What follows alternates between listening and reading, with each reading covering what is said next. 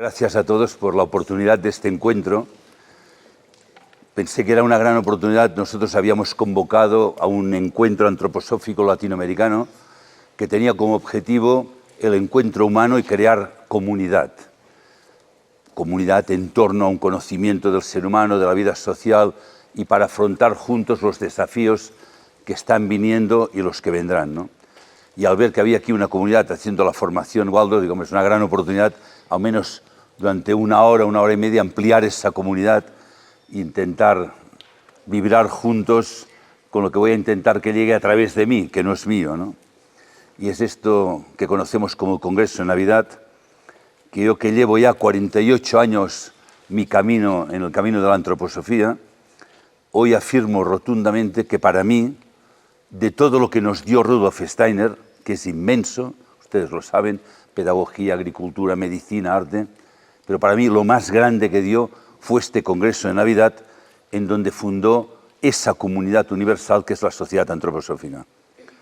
Y como que sé que esto es una afirmación muy fuerte, yo mismo cuando lo oí hace muchos años a una persona que para mí era un amigo, un compañero, pero sobre todo un maestro, Sergei Prokofiev, que algunos conocieron, cuando lo oí dije, un Congreso de Navidad tan importante, hoy yo lo veo así, entonces voy a explicarlo un poco, qué representó, pero no como algo pasado, sino qué representa, porque es algo que sigue vivo y que invita a cada ser humano a vincularse, no solo de conocimiento y de corazón, sino sobre todo de compromiso con ese impulso, ¿no? Antes tengo que hablar un poco, vamos a hacer un poco de preparación para llegar a esto, y sobre todo observar la época que estamos viviendo, que es una época de grandes conflictos, grandes tensiones, grandes contradicciones, y cuando uno observa el mundo a diversos ámbitos se sorprende de estos problemas que tenemos. Porque por un lado hay problemas, hoy se habla mucho de los problemas medioambientales, está de moda, es lo que más se habla, ¿no? Y es cierto, cambio climático, destrucción del medio ambiente, deforestación, los 4 elementos están descontrolados, los 4 elementos de los alquimistas, tierra, agua, aire, fuego, o sea, hay terremotos, hay inundaciones, hay huracanes, hay fuego, o sea, está todo descontrolado y tiene que ver con los seres elementales. Es importante, es grave, los temas sociales, la desigualdad económica, que sigue creciendo esa desigualdad, los conflictos armados, la violencia, todo esto crece y me anima, pero ¿cómo es posible que pasen los siglos y que sigamos teniendo cada vez más problemas? Pero un fenómeno que cada vez sorprende más, que en una época que hay tanto conocimiento, tanta ciencia, tantos recursos, hoy lo que es para mí el problema más grave es un tema individual. El propio ser humano está en profunda crisis. Y hoy en los países más desarrollados económicamente en el mundo, los países más ricos, la primera causa de muerte es el suicidio. Estuve en febrero en Suiza en un encuentro mundial de jóvenes y en Suiza ahora están sumamente preocupados porque, a lo igual que sucedía en Noruega, en Japón, los países más ricos del mundo literalmente, hoy en Suiza el suicidio juvenil se ha disparado. Y sobre todo en las familias de clase media alta. Entonces esto obliga a parar, a reflexionar. ¿Qué está pasando, no? El suicidio ha crecido en todo el mundo, pero en estos países más ricos, más. Y lo digo porque a veces la gente cree que los problemas del mundo son económicos, de riqueza. Los países ricos tienen más problemas individuales. La depresión y la angustia han crecido en todo el mundo.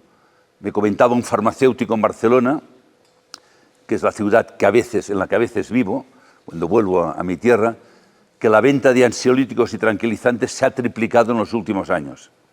Entonces, hay un malestar general individual que no tiene que ver con la condición social, económica. El ser humano ha perdido el sentido de la vida. Y este profundo vacío interior lleva a la desesperación, a veces en violencia hacia afuera y a veces hacia adentro, acabando en el suicidio o en un fenómeno previo que ya está pasando en jóvenes que se están mutilando, que es como un grito de alerta, decir, oye, date cuenta que no estamos bien, ¿no? A pesar de esto, no paramos a pensar, hablo en plural, nosotros, no precisamente por los que estamos aquí, que quizá estamos más centrados en la búsqueda de esta conciencia, hablo en general porque todos somos corresponsables, porque cuando vemos estos problemas en el mundo, individuales, sociales, económicos, problemas de corrupción que se encuentran en toda Latinoamérica, a pesar de que cuando visito un país me dicen, Joan, es que aquí hay mucha corrupción. Dicen como un secreto, digo, aquí y allá, en todas partes.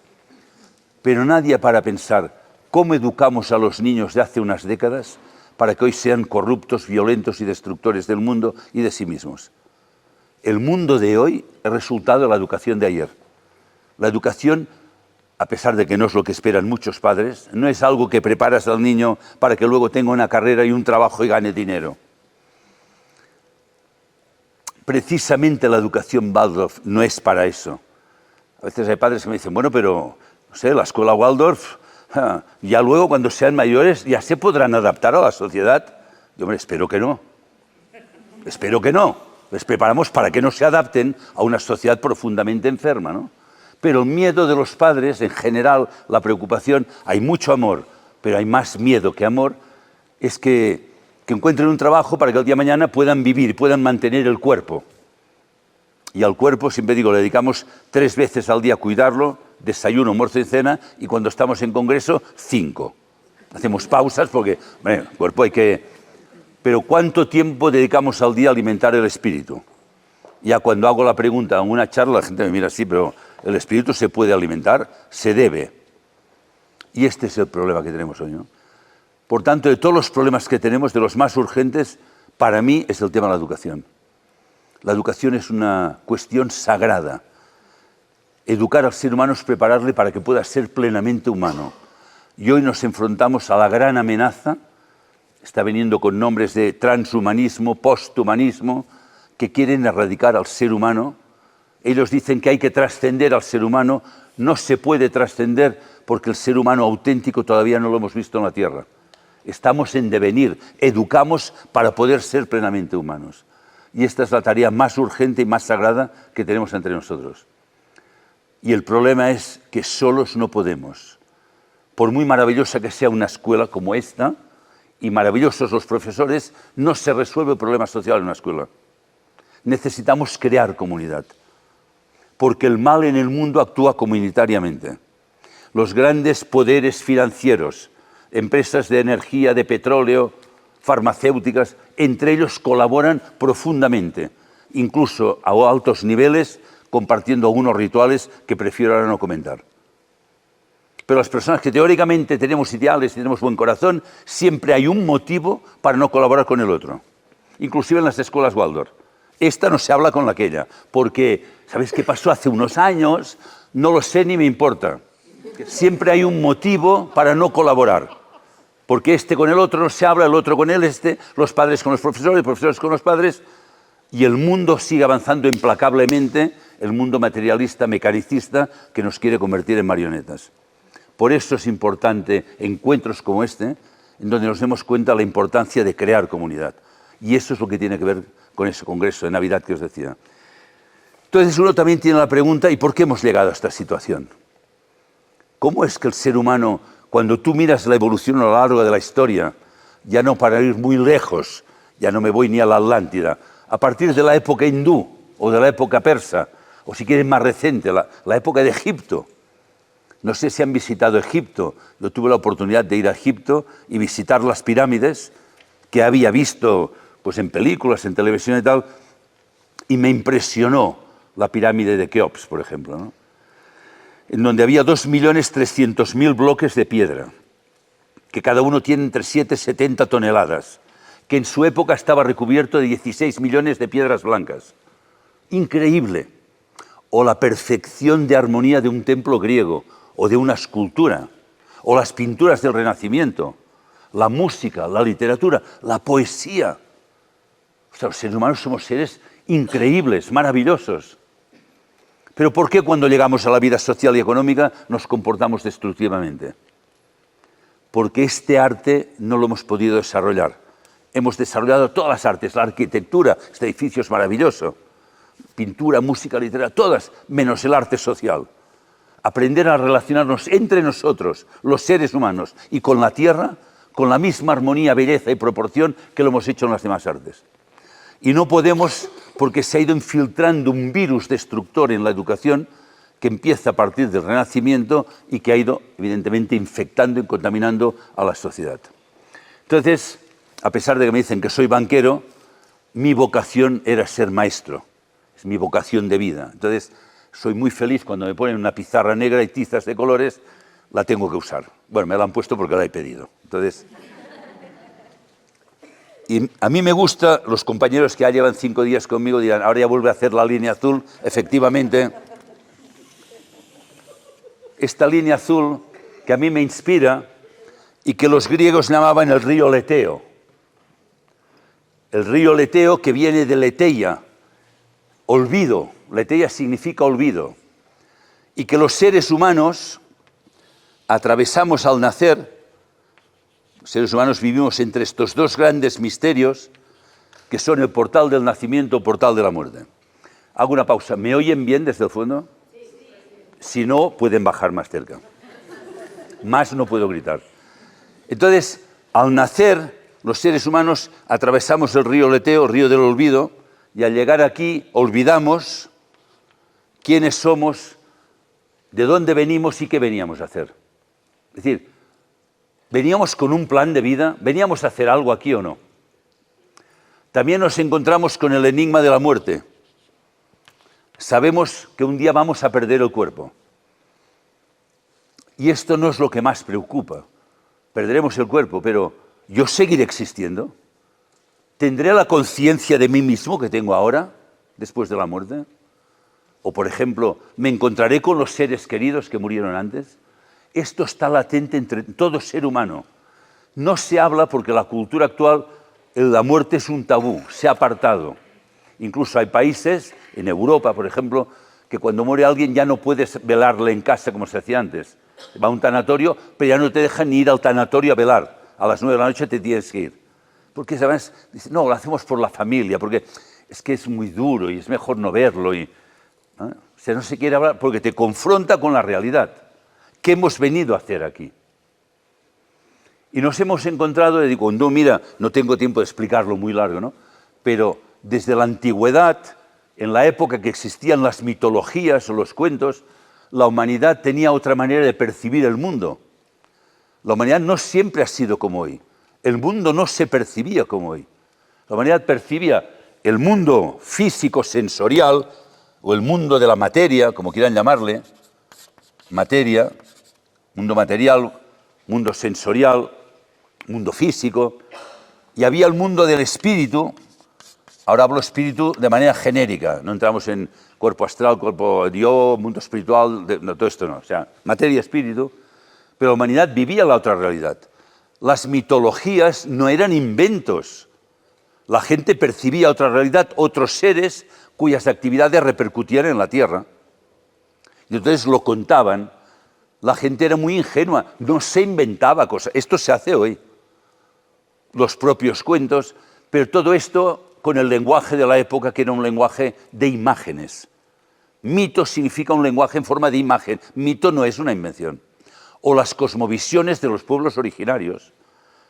Yo he tenido oportunidad de conocer a los Kogi, a los Arhuaco, por ejemplo, en Colombia, a gente descendientes de los mayas, guaraníes, mapuches, incluso algunos de los Lakota en América del Norte, y te cuentan las tradiciones y todos te están contando lo mismo con palabras diferentes de unas realidades que se percibían. Pero el ser humano fue perdiéndolo y llegó a un momento en que lo único que percibimos fue la realidad sensorial. Incluso antes del siglo IX, el ser humano sabía que cuando pensaba, los pensamientos venían de otro mundo, que el cerebro era algo para captar los pensamientos. Cuando yo pienso, algo superior se piensa en mí. Es como una inspiración o una inhalación del pensar. A partir del siglo IX y X, el ser humano cree que cuando piensa, él crea los pensamientos. Y hoy incluso hay gente que dice, no, los pensamientos son corrientes eléctricas que segrega el cerebro. Digo, exactamente, es como la radio. Yo tengo una radio que segrega música y noticias. Y tengo un televisor que segrega programas y películas. Absurdo, ¿no? No, son órganos de percepción. El cerebro es un órgano de percepción, pero hoy todo lo hemos convertido en material, todo es materia, y toda la ciencia moderna, que nace a partir del Renacimiento, especialmente a partir del siglo XVI, hemos ido separando el mundo en ciencia, y religión.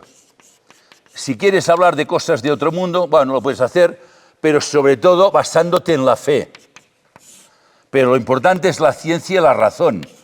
Esto es lo que cuenta. Y como dice mucha gente, mira, Joan, tú puedes contar lo que quieras, pero esto es lo real, lo que puedo ver y tocar. Lo que no puedo ver y tocar, no sé. Y hemos denominado realidad a lo que podemos percibir con los sentidos. Y esto es el origen de la tragedia, porque este rigoleteo yo le llamo la gran herida del mundo. Una herida es cuando tú te cortas y algo que tiene que estar unido se separa, provoca dolor y sufrimiento. Hay que curar. Curar es volver a unir. Hemos separado lo espiritual de lo material. No está separado. La idea pizarra está presente en la pizarra. La idea de mi ser humano está presente aquí. En nuestra manera de percibir, percibimos lo sensorial por un lado y luego lo unimos a través del pensar con la idea que lo creó. Entonces, esto ha provocado esta separación paulatina, pero además la ciencia, a ver, una parte de la ciencia, voy a decirlo bien, porque si no, si hay algún científico siempre se me enfada, una parte de la ciencia ha ido convirtiéndose en ciencia materialista, reduccionista, que lo quiere reducir todo a la materia. Entonces empezaron las teorías finales del siglo XIX, principios del XX, las teorías del átomo, ¿no?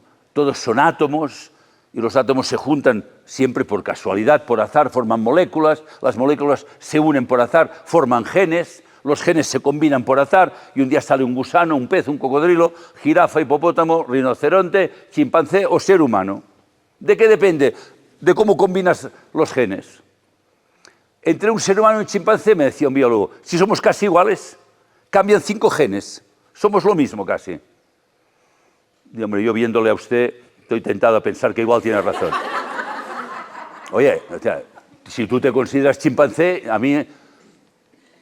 Y me decía, la vida no tiene ningún sentido, no busquen sentido a la vida. La vida es una lucha por la supervivencia. Esta frase es el virus más letal que se ha inyectado a la humanidad. Que había en las teorías de Darwin, de Haeckel, que se han ido deformando, la lucha por la supervivencia, el azar, la necesidad de adaptarse al medio ambiente. Y hoy a los niños, ya cuando nacen, muchas veces los padres, por el miedo que decía, por el temor, por el ambiente, por lo que se ha ido diciendo, se les educa para sobrevivir. Y de tanto hablar de supervivencia, olvidamos, pero ¿qué es vivir como ser humano? Yo a este hombre, aparte de decirlo de los chimpancés, que se enfadó mucho, me decía, pues si somos casi iguales, y bueno, no sé, igual tiene razón. Pero digo, si la vida solo fuera lucha por la supervivencia, dígame usted por qué al final de la cadena evolutiva hacemos poesía. ¿Qué tiene que ver la poesía, que es lo más sublime que puede hacer un ser humano, con la lucha por la supervivencia? Nada. ¿Por qué hacemos pintura? ¿Por qué hacemos edificios tan lindos? Si se podrían hacer algunos mucho más eficientes y menos caros y tal, que además ya es lo que se está haciendo. Pues porque somos humanos. Por eso el arte es lo más importante del mundo. Porque no es necesario para sobrevivir, sí para vivir como seres humanos. Pero claro, se ha considerado, no, hoy hacen arte en horas complementarias, ¿no? Entonces, pero no, es que, ¿quién ha dicho que es más importante las matemáticas que un instrumento musical o que pintar? No es cierto. Pero hemos ido creando este modelo y no nos hemos dado cuenta que íbamos erradicando al ser humano de su propia esencia. Nos hemos ido nosotros mismos erradicando, negando, hasta llegar al siglo XIX, momento máximo del materialismo, no materialismo en cuanto a consumo, sino en cuanto a ideología del mundo. Y hoy tenemos representantes, algunos científicos, algún que no es ni filósofo, uno que va escribiendo libros y da conferencias por el mundo, muy famoso, no quiero ni repetir el nombre, porque encima entonces le hago publicidad y vende más libros y me da rabia, por tanto no diré el nombre, pero que acaba diciendo que, pero viene a decir, ustedes se creen que son un yo, no son nada, el yo no existe, ustedes creen que son un yo, pero es el resultado de corrientes eléctricas que pasan por su cerebro y algunos procesos fisiológicos, alguna hormona que se habrá soltado, pero ustedes no son nada. Y cuando se mueran, las células se van a descomponer y no quedará nada. Y vende millones de libros. Y gente dice, tú lo que tienes es envidia. Es verdad. Yo he vendido 2.000, la mayoría los he comprado yo para regalar a los demás. Pero aparte de esto, es decir, ¿cómo es posible? A veces pienso, igual tiene razón y él ya no tiene un yo. Y no hago broma, pero en fin, este sería otro tema. ¿Y por qué cuento todo esto? Porque esta es la tragedia que por una parte estaba prevista en la antigüedad y en la antigua India, sabían que la humanidad iría dejando. De hecho, si nos remontamos más lejos, podemos ir al Génesis en la Biblia, en la Torá, que dice que el ser humano fue expulsado del jardín del Edén o del paraíso terrenal. El ser humano sale de aquí y entra con su conciencia. Este ser humano espiritual que se manifiesta en un yo, sale del paraíso y entra aquí en la tierra en un cuerpo. Prematuramente, más allá de lo previsto, hoy no podemos hablar de esto, pero el caso que el ser humano se encuentra aquí y cada vez más se ha distanciado del origen, y este periodo, los hindúes en sánscrito le llamaban el periodo del Kali Yuga, que ustedes habrán oído nombrar, que significa edad de las tinieblas, en el cual la humanidad cada vez ha entrado más profundamente. Tinieblas por esto, estamos aquí, pero ¿y aquí qué hacemos? ¿Qué sentido tiene esto? Entonces, cuando tenemos una vida sin sentido, con la muerte por delante que da pánico, y si no piensen lo que pasó durante el COVID, que fue espectacular, la gente tenía miedo de morir, cuando en la historia de la humanidad ha muerto todo el mundo. Por tanto, es una certeza, vas a morir, por tanto no tengas miedo, vas a morir. No es tan importante si vas a morir mañana o dentro de 100 años, lo importante es que vas a hacer de tu vida en el tiempo que te ha sido concedido. Esto es lo importante. Porque hay vidas que alargan mucho. Yo digo, nos deben dar una oportunidad de alargar un poco a ver si haces algo que valga la pena antes de morir, ¿no? Entonces, el ser humano se encuentra aquí, pero este Kali Yuga, los antiguos sabían que era un ritmo, el mundo espiritual funciona por ritmos, como por partituras cósmicas, todo rítmico. Hay ritmos grandes de 5.000 años, hay otros más pequeños, de 7, tal, y sabía que esto acabaría algún día. Y este Kali Yuga acabó precisamente, este descenso de la conciencia del mundo espiritual al mundo físico, acabó en el año 1899. Aquí acababa el Kali Yuga, y la gente dice, ¿pero por qué acaba este año? Pues porque empezó 5.000 años antes. Si hubiera puesto 97, 40, ponga lo que ponga, diréis, ¿por qué? Pues porque algún día tenía que acabar. 5.000 años. De tal manera que a partir del año 1900, a la humanidad se le abría la posibilidad de volver a conectar paulatinamente con su origen, en busca de sentido, como decía Viktor Frankl, el hombre en busca de sentido.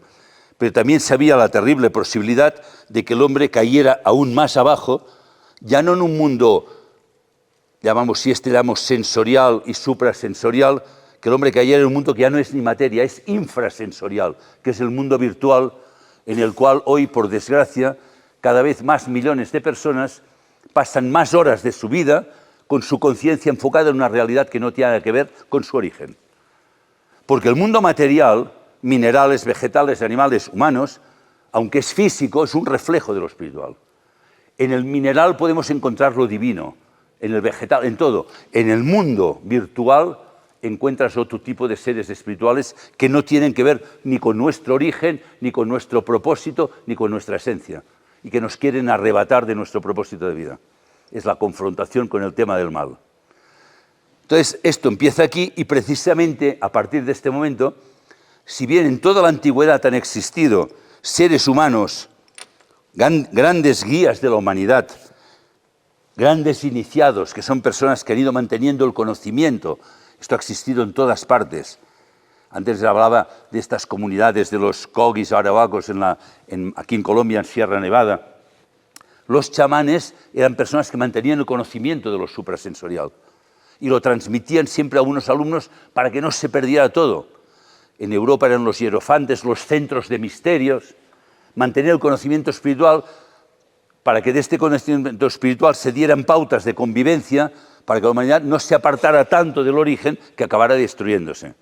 Pero miren el siglo XX, Primera Guerra Mundial, 25 millones de muertos, Revolución bolchevique, no se habla casi nunca de esto, pero en Rusia, entre Lenin y luego Stalin, murieron 50, 60, 70 millones de personas. Segunda Guerra Mundial. Entonces, ¿a qué niveles de destrucción que está mostrando la humanidad? Está totalmente perdida. Pero de estos grandes guías, uno de ellos, un gran iniciado, para mí es Rudolf Steiner. Una persona que, a diferencia de la antigüedad, que en los centros de misterios solo admitían a algunas personas que conseguían pasar las pruebas adecuadas y después de muchos años de hacer un trabajo conseguían hacer el camino iniciático, que era conocer este mundo espiritual del que habíamos seguido, mediante unos rituales que suponían, normalmente a través de alguna sustancia y tal, salir del cuerpo, como hacemos en la muerte, en estado casi parecido a la muerte, no llegando al nivel de muerte, pero que durante 3 días la persona podía percibir esta realidad y al volver a su cuerpo, en un estado entre sueño y muerte, era un iniciado, ya conocía esto. Ya había los iniciados, los grandes iniciados que conocían estas leyes. A diferencia de aquella época, tenía que llegar un momento en que el ser humano ya no tendría que salir del cuerpo ni tomar cosas raras, ¿verdad?, para conocer esta realidad, aunque hay gente que lo sigue haciendo y no saben el peligro que supone, porque el mal es algo fuera de lugar o fuera de tiempo. Una cosa que en una época podía ser adecuada, hoy no lo es. Igual que traer algo prematuro del futuro, tampoco es adecuado. Entonces, en esta nueva época sale esta persona que conocemos con el nombre de Rudolf Steiner, un gran iniciado, que trae un camino que permite, a diferencia de la antigüedad, que cualquier ser humano que quiera conocer lo espiritual lo pueda hacer, pero sin vivir apartado del mundo, en un monasterio, en un lugar raro, sino compatible con su vida cotidiana. No solo compatible con su vida cotidiana, es decir, tú te puedes casar, tener hijos y tal, y hacer un camino iniciático. No solo es compatible, sino que es precisamente que de ese conocimiento superior lo puedas llevar luego a la vida cotidiana para poder transformar el mundo, creando este arte social que decía, y llevarlo a actividades, pues como decíamos antes, la medicina, la agricultura, la pedagogía, la arquitectura, las matemáticas, la física, todo. La economía, la banca, todo transformado desde este conocimiento superior, ya no limitado solo entre lo que conocemos entre nacimiento y muerte, sino en conexión, curando la herida, conectando estos conocimientos, aplicarlos.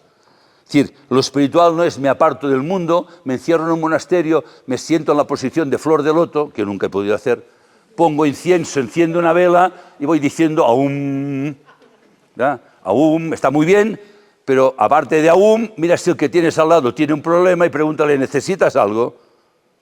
Para mí esto es la verdadera espiritualidad hoy. O sea, conecto para luego llevarlo al mundo, mirar a los demás, hacer el mundo visible y decir, ¿qué necesitas? Para los que sois maestros Waldorf, la pregunta de Parsifal en el castillo de Grial, que la primera vez no sabe preguntar, no le abren el castillo de Grial donde están Fortas, el rey herido.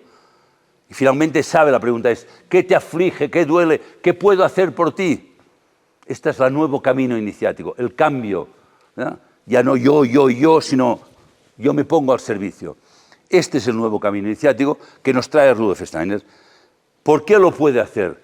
Él ya cuando nace, cuando es pequeño, se da cuenta, su padre era jefe de una estación de ferrocarril en Austria, él tenía 7 años, estaba sentado allí en un banco en la estación y se le aparece una tía suya que se acaba de suicidar en el otro extremo de Austria. Y le pide ayuda, le explica lo que ha pasado y el niño inocentemente pues va y se lo dice a su padre, mira papá, que la tía se ha suicidado, se me ha aparecido, me ha dicho esto. Y el padre dijo, no digas tonterías, más o menos en alemán de la época, ¿no? Pero al día siguiente llegaba el telegrama, no es como hoy que llegan los WhatsApps, tan rápido que a veces llegan antes de que suceda, es inmediato. Hoy todo es rápido, tiene que ser rapidísimo, ¿no?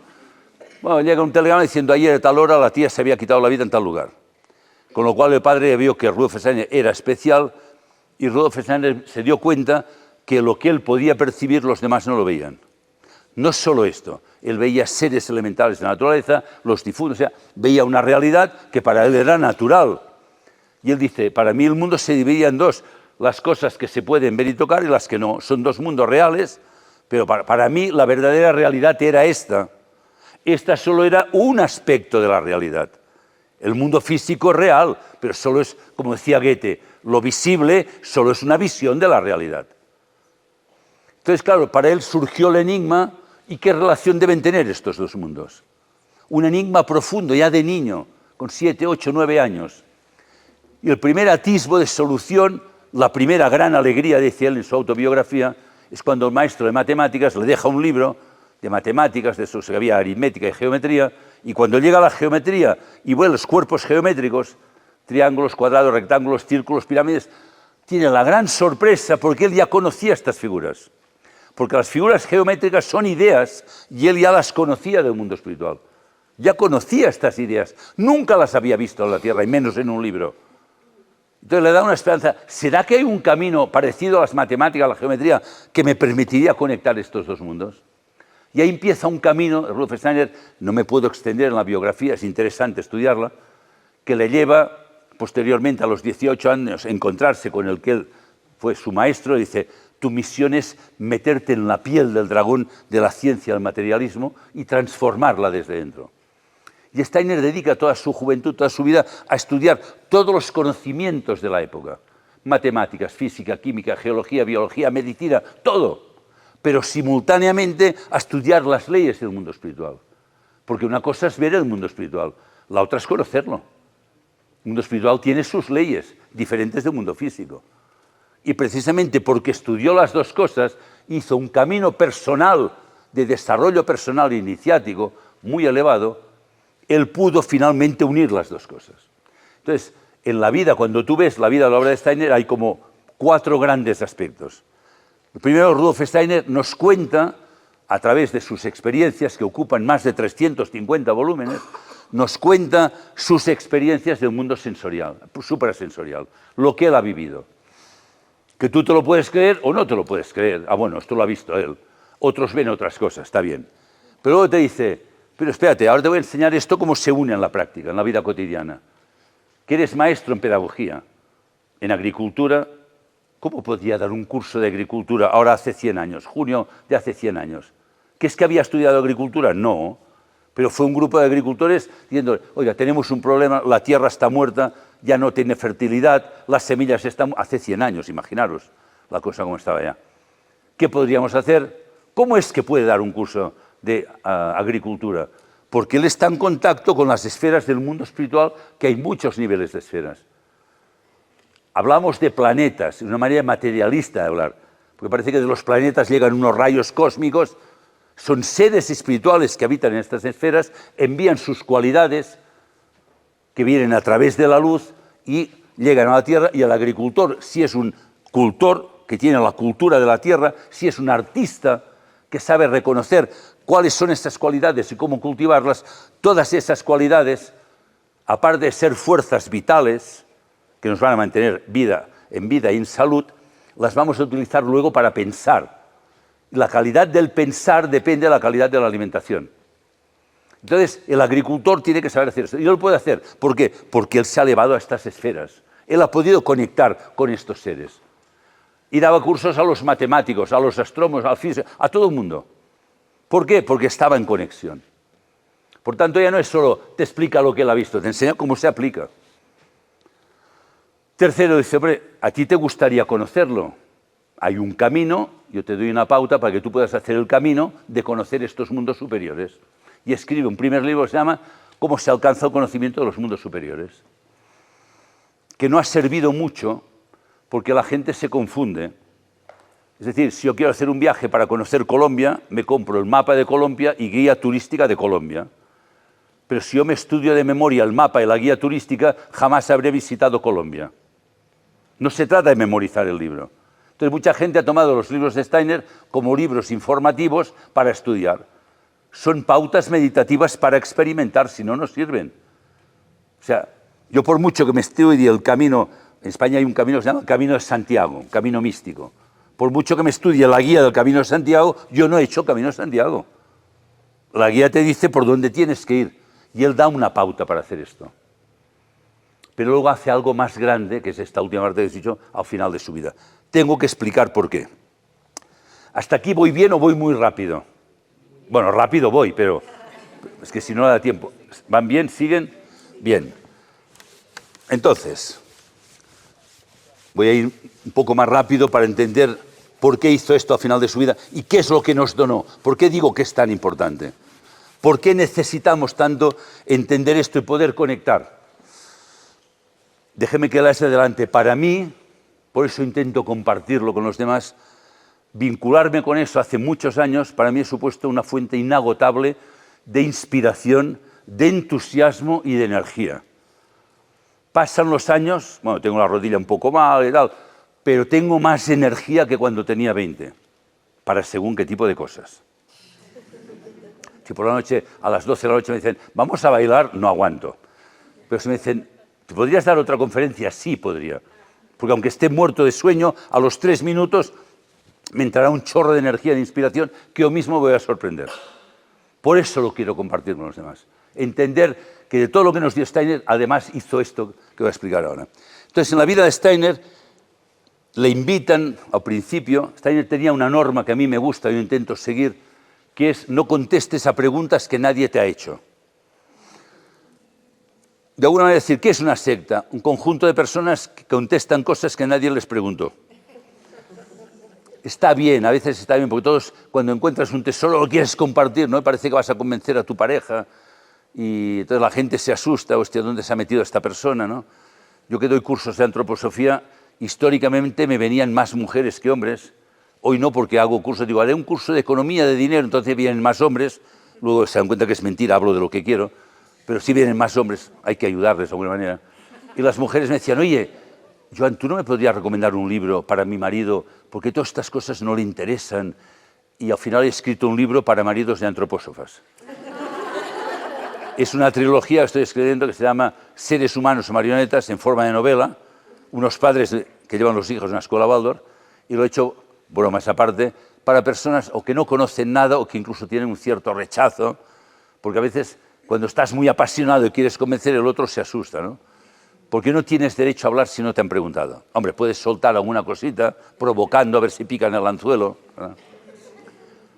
Entonces Steiner, porque le invitan a dar una conferencia, comienza en el año 1902 y desde 1902 a 1909 se dedica a renovar el antiguo sueño de los rosacruces, de los masones, de los místicos de la Edad Media, que era volver a unificar algún día y a renovar la ciencia, el arte y la religión, que se habían ido separando, volverlo a unir y renovarlo para la época moderna, ¿no?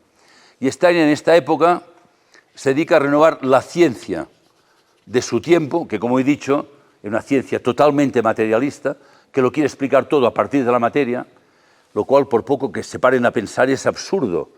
Es como si yo para entender este edificio tan bonito dijera, para entender el edificio lo que voy a hacer es quitar todos los ladrillos y me estudiaré los ladrillos para entender el edificio. Las partes no explican el todo, jamás.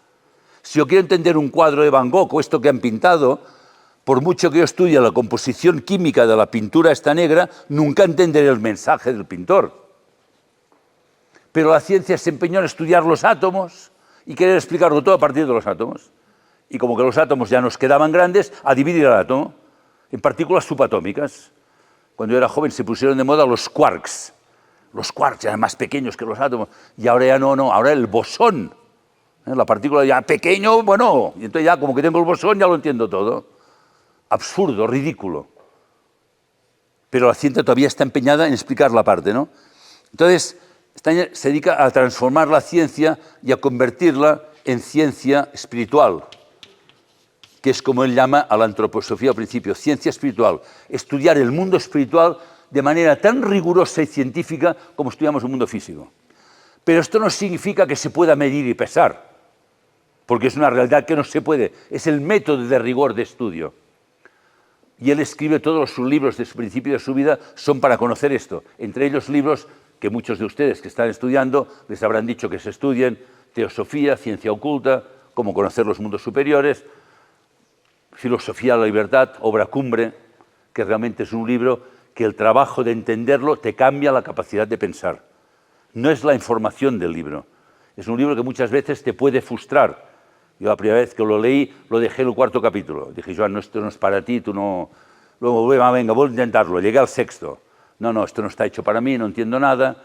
Ya no sabía si lo que decía lo estaba diciendo Steiner o el filósofo que Steiner citaba. Pero esto quién lo ha dicho, él o lo otro. Bueno, vuelvo a leer. Hostia. Pero bueno, yo soy tozudo, soy pesado, volví a insistir. Un día creamos un grupo de estudio y conseguí llegar al capítulo 9 que cambió mi vida. Entonces, el trabajo de entender ese libro te cambia tu capacidad de pensar y a medida que lo he ido repitiendo a lo largo de los años, sigo descubriendo cosas que no había visto y es un libro que te transforma al pensar y te permite llegar con el pensar a cosas que nunca te habrías imaginado. Por lo tanto, esta es la primera época de Steiner que transforma esto. Steiner, al hacer esto, está realizando el antiguo ideal de los masones. Los masones eran los constructores de templos, porque el templo de Salomón, por ejemplo, ustedes han oído hablar del templo de Salomón, estaba construido a imagen y semejanza del cuerpo humano, porque el cuerpo humano es un templo. ¿Qué es un templo? El lugar donde lo humano, lo físico, se reúne con lo divino. Y este templo es el lugar donde algo divino, algo espiritual, el yo, que es una chispa divina, se reúne aquí con lo terrenal. Entonces Salomón construyó el templo fue destruido, pero había un ideal que decía algún día el templo será reconstruido.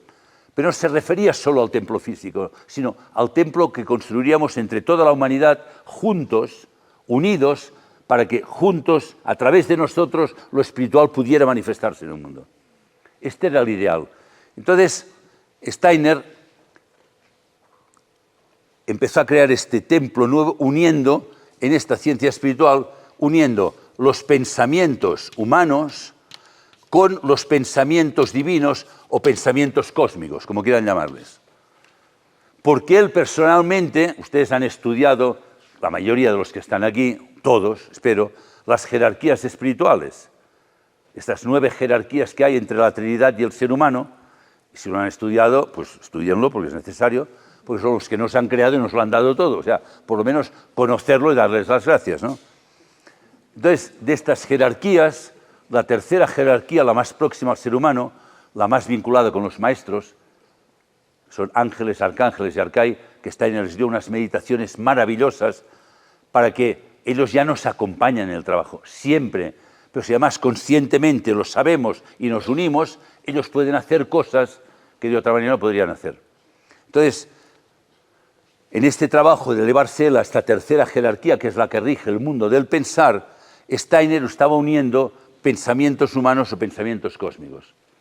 Él comenzó la construcción de un templo real en Suiza, el primer Goetheanum, que muchos de ustedes han visto en fotografías porque se quemó, y era un templo que tenía una doble cúpula.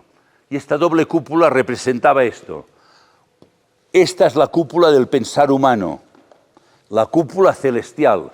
De hecho, no solo es una imagen simbólica, realmente todo el mundo estelar está aquí en nuestra cabeza. Entonces, en este primer Goetheanum había la cúpula del pensamiento humano unida a la cúpula del pensamiento cósmico. Lo he pintado, puede parecer al revés de lo que debería ser, no. La cúpula grande estaba en un lugar donde habían 7 columnas, que tiene que ver con el microcosmos. La grande tenía 12 columnas, el macrocosmos. Era el símbolo visible, pero símbolo visible en un templo de algo que Steiner ya había hecho a nivel suprasensible. Él ya había conseguido curar en parte esta herida por su trabajo personal de unir los pensamientos con los que los dioses crean el mundo con los pensamientos humanos. En el segundo septenio de desarrollo, de 1909 a 1916, yo voy un poco rápido después, si hay dudas me preguntan, ¿vale? Steiner desarrolla el arte, crea nuevas artes, euritmia, arte de la palabra, el arte del grabado de cristales, el teatro, hace 4 obras de teatro, 4 dramas misterio que contenían en forma de teatro toda la antroposofía. Comienza la construcción del primer Goetheanum, que contenía en forma plástica columnas, capiteles, paredes, pinturas, toda la antroposofía en un edificio. De tal manera que las personas que entraban en ella y lo veían, el impacto que producía ese arte en su alma les podía provocar un despertar. De esto que he dicho antes, ¿quién soy? ¿De dónde vengo? ¿Qué vengo a hacer aquí? El impacto del arte les podía despertar un recuerdo, un recordar espiritual de quién eres y qué venías a hacer. Era un tesoro para la humanidad, que un atentado criminal se destruyó. Entonces, él en este arte renueva el arte, un arte, ya digo, no solo artes plásticas, pictóricas y tal, sino que también es la época que él empieza a hablar de cristología. Y este es un problema que tenemos de aprender a diferenciar. En la charla de hoy no puedo profundizar, estos días el grupo que está allí lo hemos hecho, entre lo que son las religiones. El catolicismo es una religión, los evangélicos, todo esto son religiones. El cristianismo no es una religión, es un hecho cósmico. El ser que está en el origen de la creación, que está en el prólogo del Evangelio de San Juan, y ahí le llama el logos o el verbo creador, el que está en el inicio, estuvo en la tierra durante 3 años en un cuerpo humano y trajo a la tierra todo lo que el ser humano necesita para su desarrollo plenamente humano. La conciencia moral, la capacidad de pensar para conectar con esto, para poder ser libre. Por eso los que habéis oído los evangelios, hay 3 frases en los evangelios que nos dan la pista de qué podemos ser los seres humanos.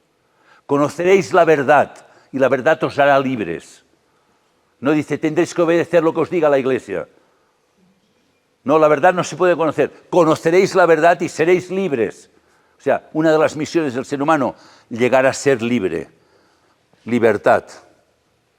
Segundo mensaje, ama. Amaros unos a otros. Ama a tu enemigo. Hay un pasaje que me encanta, provocador. Ama a tu enemigo. Amor. Tercero, una frase misteriosa del Evangelio de San Juan. Les dice Jesucristo a los apóstoles, en verdad os digo, sois dioses. Es decir, seres creadores, capacidad de crear. Ya os lo he dicho, en todas las artes, arquitectura, pintura, música, todo. Menos arte social todavía, en eso estamos. Entonces está ahí presente. Entonces, en este Goetheanum estaba todo esto presente, decíamos, Steiner lo pudo hacer porque él en su camino personal de desarrollo se había elevado hasta la segunda jerarquía, ya no ángeles, arcángeles, arcai, sino quiriotes, desdinamis, exousiai, o dominaciones, virtudes, potestades, no sé qué nombre utilizáis, que no trabajan con pensamientos, trabajen con imágenes cósmicas, imaginaciones cósmicas. Y entonces Steiner ha podido unir las imágenes humanas del arte con o las imágenes o imaginaciones cósmicas de la segunda jerarquía. Y esto él, en el edificio que estaba creando, se podía ver en esas columnas y capiteles del Goetheanum, que eran como estas imágenes que conectaban a este segundo nivel medio, lo divino con lo humano. Y finalmente, del año 1916 al año 1923, Steiner transforma, podríamos decir, la religión, pero no la religión en el sentido de culto o de doctrina, sino la religión como aquello que realmente, religión viene de religar, realmente aquello que finalmente puede ligar este mundo con este, que es el amor que permite llevar todo esto al mundo, el amor de los maestros por sus niños que les puede cambiar la vida. Entonces, es la época que Steiner une el amor humano, la palabra amor también la hemos ido degenerando, con el amor cósmico, que es el que creó el mundo, creó al ser humano. La creación es un acto de amor, en la que el creador da todo lo que tiene a la criatura, al creado, para que pueda gozar de su plenitud. Un pintor pinta porque algo que tiene dentro lo quiere exteriorizar porque otro lo pueda vivir. El que compone música, el que escribe una poesía, y él ya lo tiene, ¿por qué lo crea? No es un tema de ganar dinero. Para aquello que tengo yo dentro lo quiero compartir, para si al otro esto le sirve. Por lo tanto, lo que crea el mundo es el amor. Y los seres humanos somos seres de amor. También somos seres de odio y de destrucción, ya lo sé. Pero hay gente que da la vida por los demás, que dedica la vida a cuidar a los demás, incluso capaz de morir por los demás. Entonces Steiner hace esto y es la época pues, que crea toda la antroposofía en el mundo, la pedagogía, la medicina, todo llevado al mundo, incluso la economía, los cursos que da de economía. Steiner ha unido esto, que podríamos decir que constituye la base, el fundamento de este templo que había creado físicamente, pero que también es un templo, no solo es una imagen lo que estoy contando, es un templo que se está creando a nivel espiritual, con todo este trabajo que ha hecho él en este tercer nivel, uniéndose con la primera jerarquía. Steiner ha vuelto a unir todo lo terrenal con todas las jerarquías espirituales. Se ha curado la herida, ha sentado las bases de un nuevo templo de la humanidad. Pero claro, falta que la humanidad se una en la creación del templo. En la antigüedad, esos templos que se construían iniciáticos para que la gente adquiriera el conocimiento, solo eran templos de misterios o templos iniciáticos si el sacerdote consagraba el templo. Había que consagrar el templo. Y consagrar el templo suponía un sacrificio y una promesa. El sacerdote o hierofante, como quieran llamarle, hacía un sacrificio. En la época, normalmente se sacrificaba el mejor animal del rebaño o el mejor producto de la cosecha, siempre a través del fuego, porque el fuego era el elemento que conectaba lo físico con lo espiritual. El fuego siempre tiene dos caras. El fuego, el elemento calor físico, y el éter calórico, hablando ya en lenguaje antroposófico, ¿no? Por eso en todas las culturas siempre se pone una vela como un testimonio de que hay algo ahí también a otro nivel suprasensible, ¿no? Y se hacía un sacrificio, pero también una promesa. El sacerdote tenía que prometer, decía, rogaba al mundo espiritual que se manifestara, que les inspirara, que les acompañaba, y a cambio le hacía una promesa de que él acompañaría a las personas que iban allí para que no se apartaran del camino. Es decir, pido ayuda, acompáñanos, inspíranos, ayúdanos, yo me comprometo a acompañar a esta gente. Steiner había creado este nuevo templo, imagínenselo, no físico. El físico lo destruyeron el 31 de diciembre del año 22, un año antes de esto que estoy hablando. Un ataque criminal. La antroposofía no había tenido nunca ataques. Mientras eran personas que se reunían en un lugar, a leer alguna conferencia, a hablar de cosas raras, de espíritu. Pero el día que empiezan a construir este templo llamado Goetheanum, empiezan los ataques, muchos ataques. También porque en el año 1914 había estallado la Guerra Mundial. Y Steiner dio unos ciclos de conferencias hablando de los trasfondos espirituales de la Guerra Mundial, desenmascarando quién había detrás de las guerras, cómo había unas fraternidades ocultas que estaban manipulando y que habían preparado la guerra con muchísima antelación, más de 10 años de antelación, y que se sabía que plantarían a los alemanes como los culpables, pero hay correspondencia entre algunas de estas fraternidades, yo he visto desde Estados Unidos y Italia, de cómo se repartiría en Europa y las colonias africanas después de la guerra que iban a organizar. Entonces Steiner desenmascaró, porque hay que conocer la verdad. Entonces, evidentemente, miembros de estas logias le atacaron. También desenmascaró lo que hacían algunas otras fraternidades religiosas, y claro, cuando uno habla con tanta claridad es objeto de ataque. Entonces le atacaban por aquí, le atacaban por allá. Entonces, vuelvo a este tema de aquí. Steiner había construido este templo, ya digo, físico lo destruyeron, pero un templo suprasensible. Estamos tan vinculados a lo material que nos cuesta imaginar este templo suprasensible, pero existe. Y entonces Steiner tenía que consagrar el templo para que la humanidad realmente en ese templo suprasensible, todo ser humano pudiera unirse a él, y realmente estas jerarquías espirituales, las 9 jerarquías que él ya se había unido, también pudieran acompañar a la humanidad en el futuro, para que la humanidad, en conexión con estas entidades, respetando absolutamente la libertad del ser humano, pero inspirados por estas entidades, lo que el ser humano luego hiciera en la Tierra no fuera desconectado de todo y destructor, sino realmente un nuevo arte social de construcción en cualquiera de las áreas que he dicho. Entonces Steiner este acto lo hizo en el Congreso de Navidad que estamos hablando del año 1923-24. He de decir que Steiner estuvo tentado de retirarse y dejarlo todo. Esto cuentan, porque después de la destrucción del primer Goetheanum, Steiner recorre Europa creando sociedades antroposóficas nacionales diciendo, señores, tenemos que crear comunidad. Da ciclos de conferencias solo, tenemos que crear comunidad. Si no creamos comunidad, esto no va a ser posible. Unámonos en lo espiritual, estemos juntos. No nos perdamos en diferencias tontas, que siempre las diferencias o los conflictos son en lo anímico, el sentimiento. Simpatía, antipatía, me cae bien, me cae mal, esto no lo aguanto, esto sí lo aguanto. Esto no lleva a ninguna parte. Busca el ser espiritual del otro. Entonces, cuando conozca el ser espiritual del otro, comprométete en algo de futuro con él. Ya sea una escuela Waldorf, un proyecto, lo que quieras. Y esa unión en un proyecto espiritual, en la conexión del otro, crea una verdadera comunidad. Pero la gente caía en las críticas.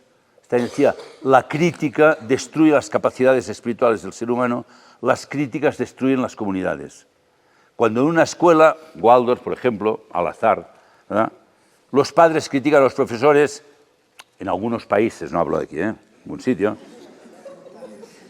están haciendo un daño terrible a la comunidad y a sus hijos.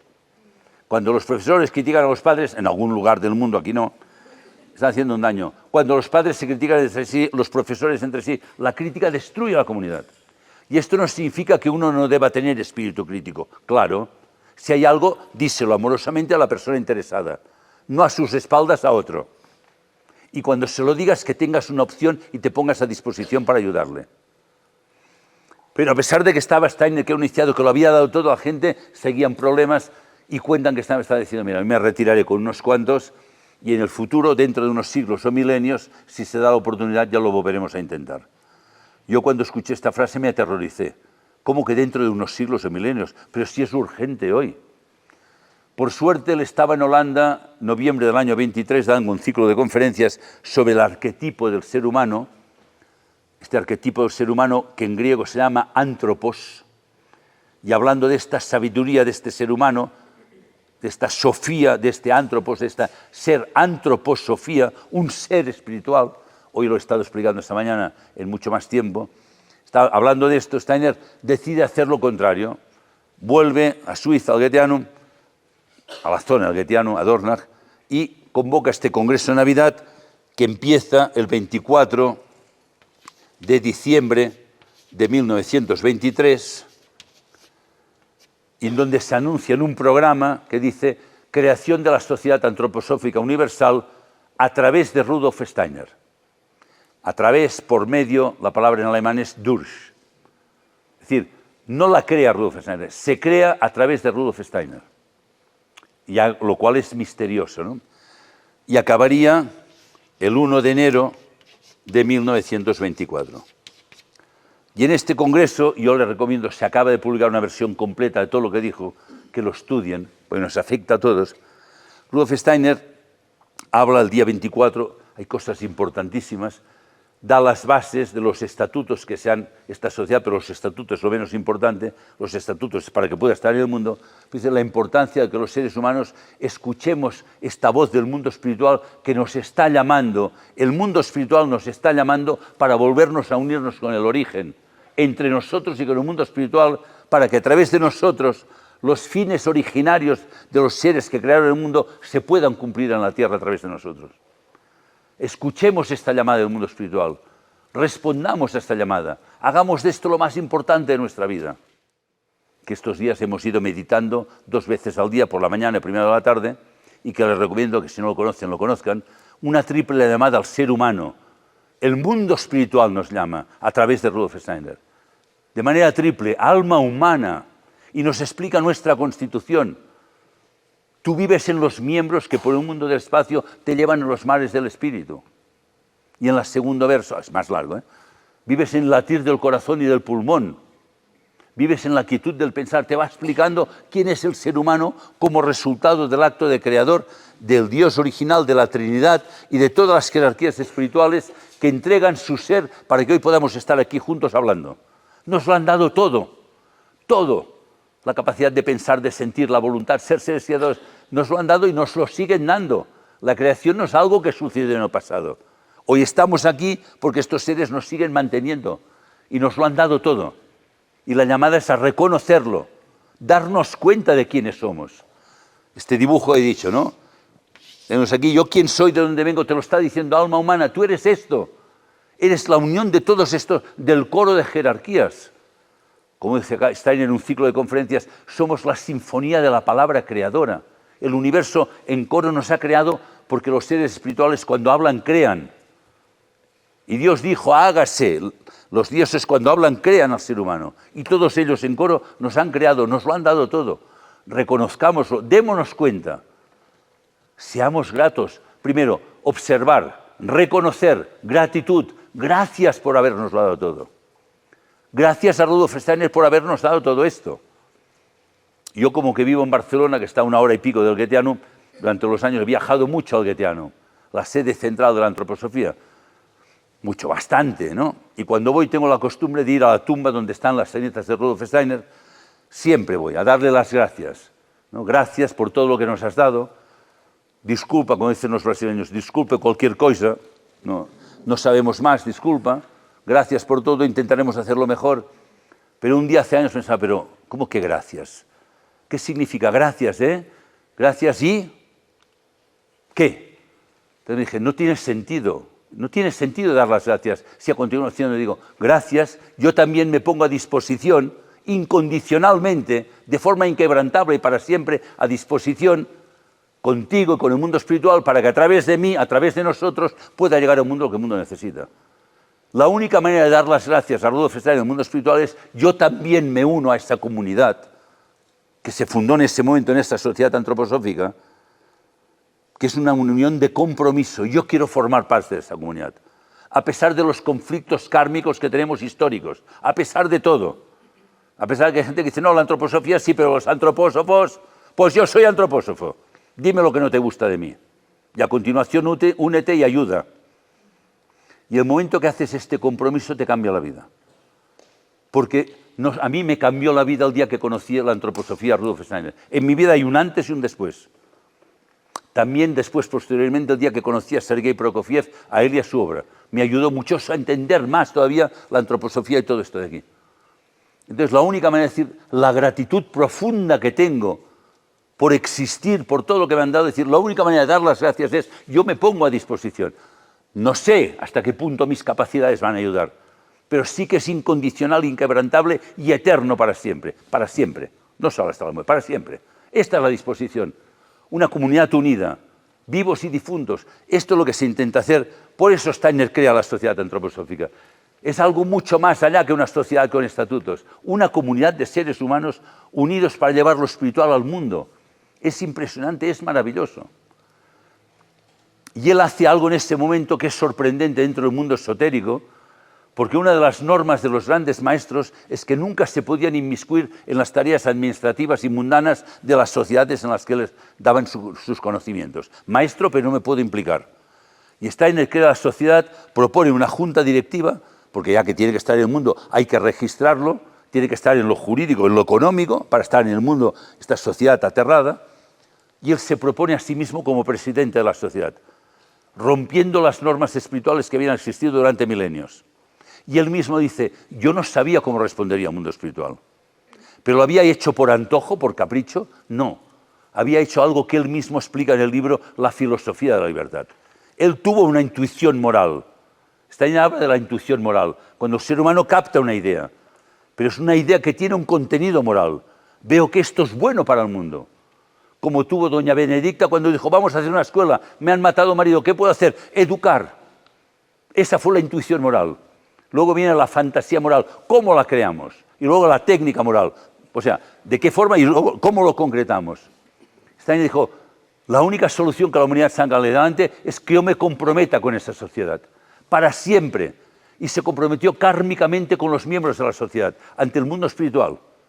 Hizo el sacrificio de ponerse de presidente, porque esto suponía que él se vinculaba kármicamente con los miembros, de manera que todo lo que podían hacer los miembros le afectaría a él y a su salud. Y hizo una promesa al mundo espiritual, como he dicho ahora, una promesa triple, incondicional, inquebrantable y eterna, de acompañarnos siempre, esté vivo o no esté vivo.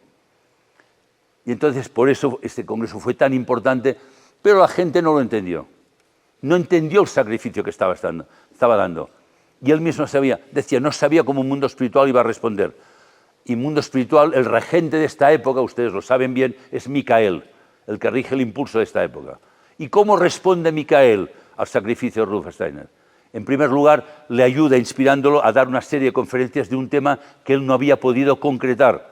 A pesar de ser un gran iniciado de ver el mundo espiritual, había cosas del karma de la reencarnación que él no había podido todavía explicar en palabras inteligibles para la gente, porque había seres arimánicos que lo impedían.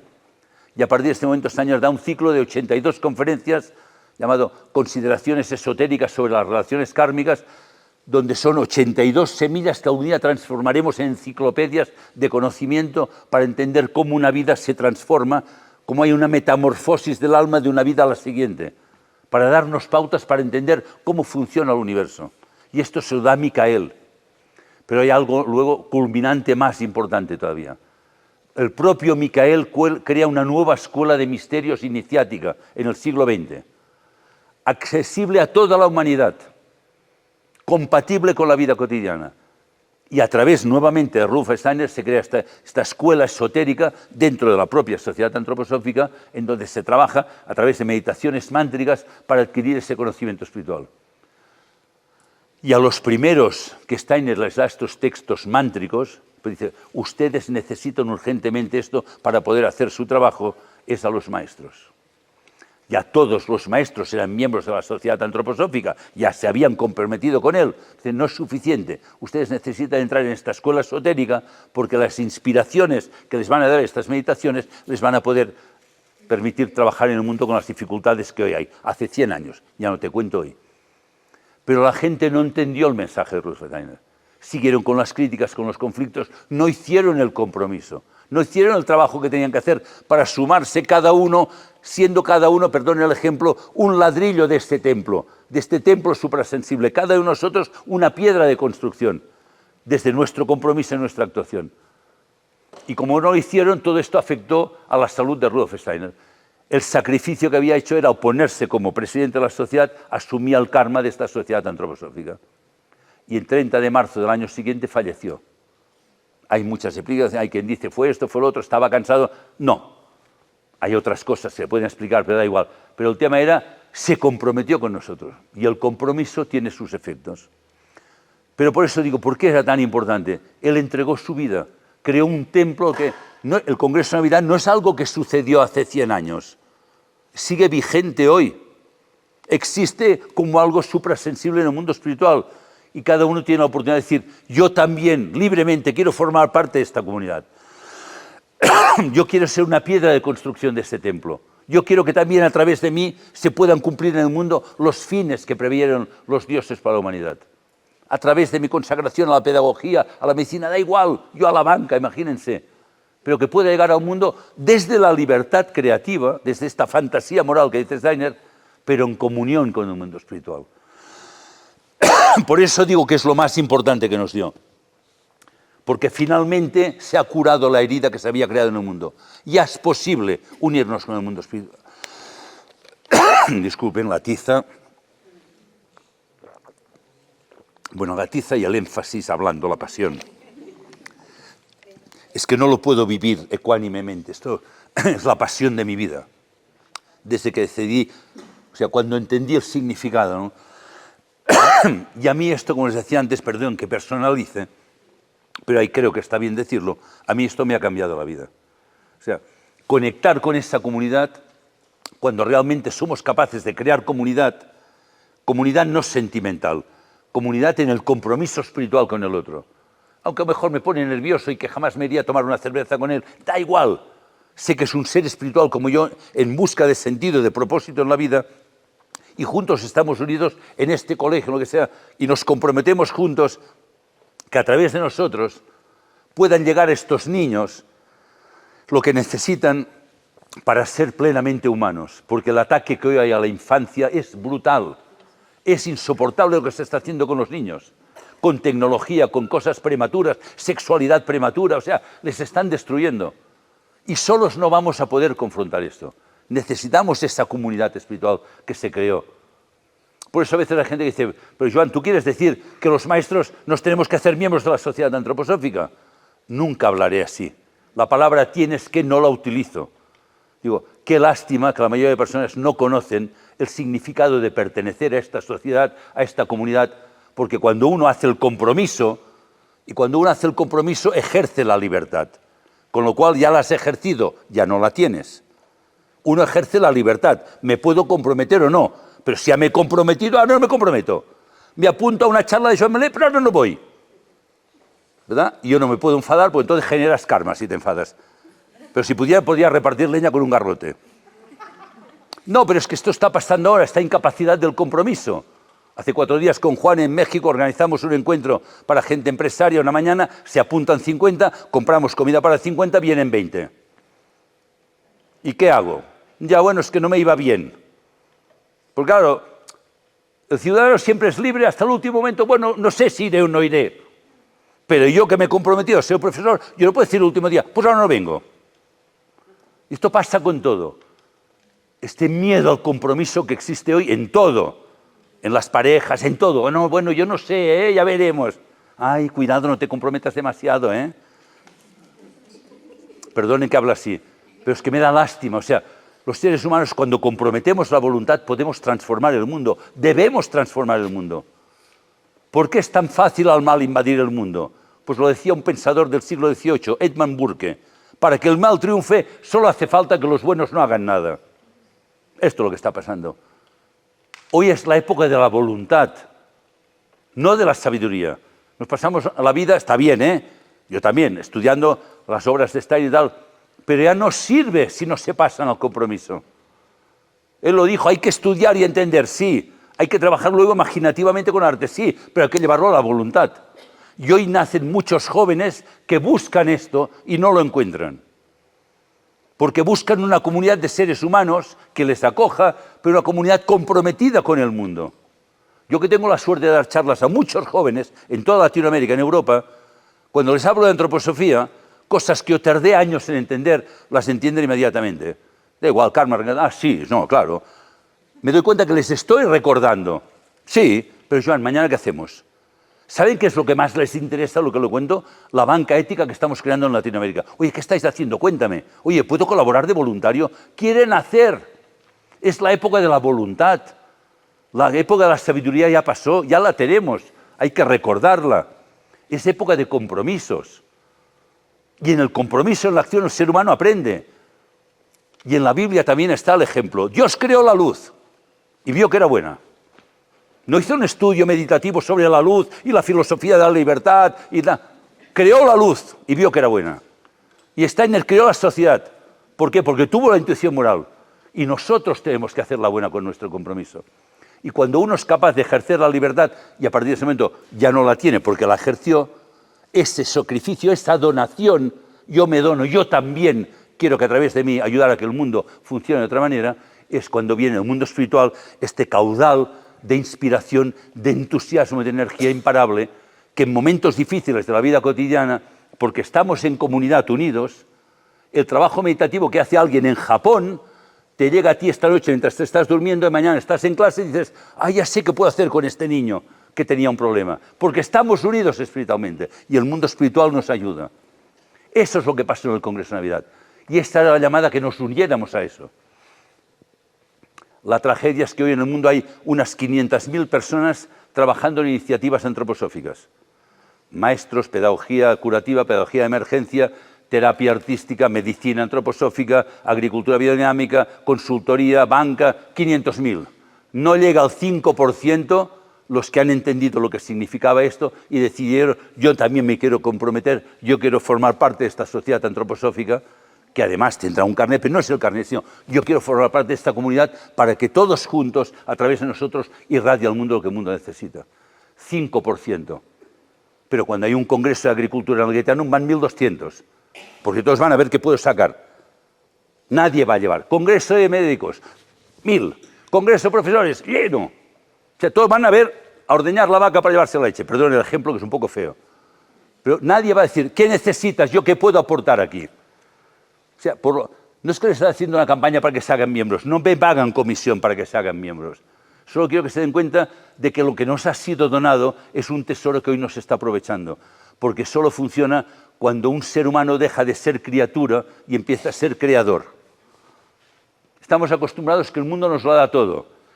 Cada día sale el sol y a través del sol llega la vida, la naturaleza nos da los frutos, solo tenemos que recolectar y el mundo nos da. También esperamos que nos den donaciones, tal, y hasta que un día dices, no, y ahora voy a empezar a dar. Porque desde que Cristo vino a la tierra se puso la semilla para que la tierra un día se convierta en sol. Algún día nosotros vamos a irradiar al universo. Ya empezó, la semilla está, nosotros tenemos que dar. ¿Qué puedo dar a través de mí? Es este cambio, algunos llaman la transición de los tiempos, la inversión, un cambio, un antes y un después. Pasar del yo, al nosotros, yo qué doy. La pregunta del Parsifal, que es una organización, ¿no? ¿Qué necesitas? Repito, esto es lo que nos dio Rudolf Steiner, está ahí, muchos hemos decidido comprometernos, pero como que hoy he tenido la experiencia de ver lo que esto supone, por eso intentaré a todas partes donde vaya poderlo compartir con los demás, porque es el regalo más grande que he recibido en mi vida. Y estos tesoros no se pueden guardar, hay que compartirlos, y esto es lo que he intentado hacer esta noche con todos ustedes. Espero que sirva de inspiración para su futuro. Gracias. Gracias.